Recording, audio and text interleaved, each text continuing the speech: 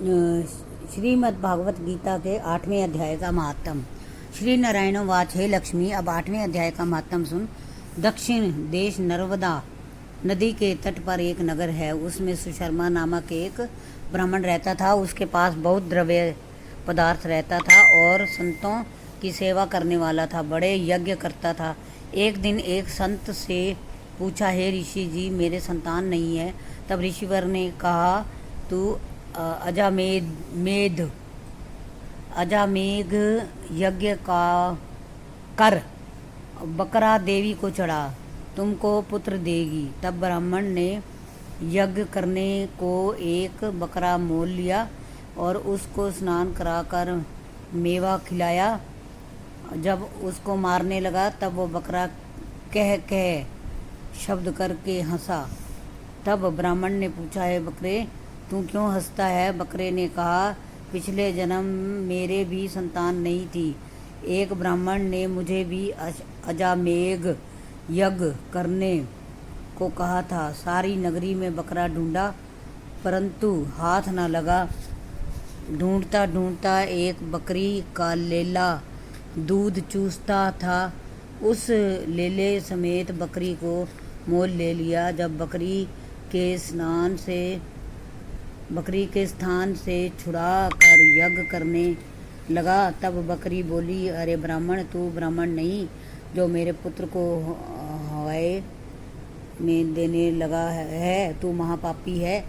यह कभी सुना है कि पराये पुत्रों को मारने से किसी के पुत्र हुआ है, तो तू अपनी संतान के लिए मेरे पुत्र को मारता है।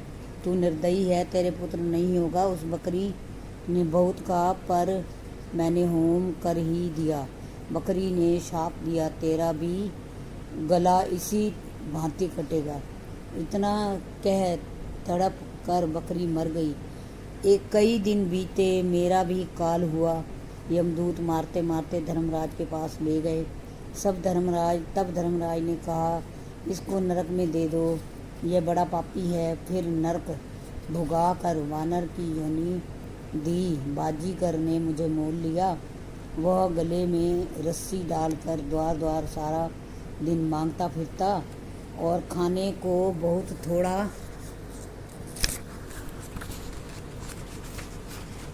दिया करता।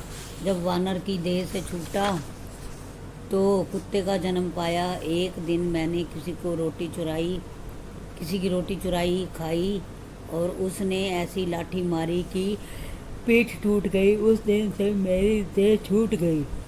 फिर घोड़े की देह पाई और उस घोड़े को एक भटियारे ने मोल लिया।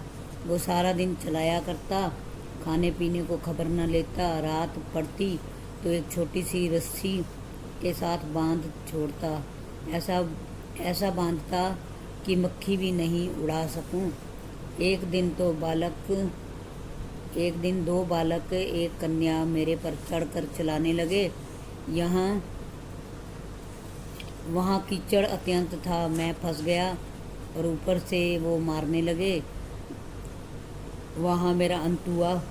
इस भांति अनेक जन्म भोगे और बकरे का जन्म पाया। मैंने जाना था कि जो मुझे मोल लिया है मैं सुख पाऊंगा, तो तू छुरा लेकर मारने लगा।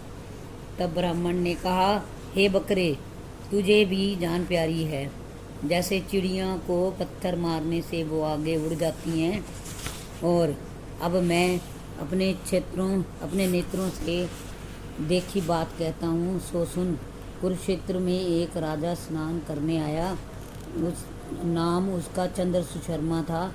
उसने ब्राह्मण से पूछा कि वे ब्राह्मण, मैं भी कौन सा दान करूं? उसने कहा, राजा काले पुरुष का दान कर। तब राजा ने काले लोहे का पुरुष बनवाया, नेत्रों में लाल जड़वा, सोने की आभूषण पहनाकर उसको तैयार किया। राजा स्नान करने चला। स्नान करके दान दिया। फिर वो काला पुरुष कह कर हंसा। राजा डर गया, कहे कोई बड़ा अवगुण हुआ है जो लोहे का पुरुष हंसा है। तब राजा ने बहुत दान दिया और फिर हंसा। ब्राह्मण को कहा, हे ब्राह्मण, तू मुझे लेगा? तब ब्राह्मण ने कहा, मैंने तेरे जैसे कई पचाए हैं। तब काले पुरुष से कहा, तू मुझको वह कारण बता जिस कारण तूने अनेक दान पचाए हैं। तब ब्राह्मण ने कहा, जो गुण मेरे में है सो मैं जानता हूँ। तब वो काला पुरुष कहकर फट गया और उसमें से एक और कालिका मूर्ति निकल आई। तब ब्राह्मण ने भी गीता के 8वें अध्याय का पाठ किया। तब उस कालिका मूर्ति ने सुनकर देह पलटी, जबकि अंजलि भरकर उस ब्राह्मण ने मूर्ति पर छिड़की। जल छूने से तत्काल उसकी देह छूटी, दिव्य देही पाई, विमान पर बैठकर बैकुंठ को गई। तब उस राजा ने कहा, तुम्हारे में भी कोई ऐसा गीता पाठी है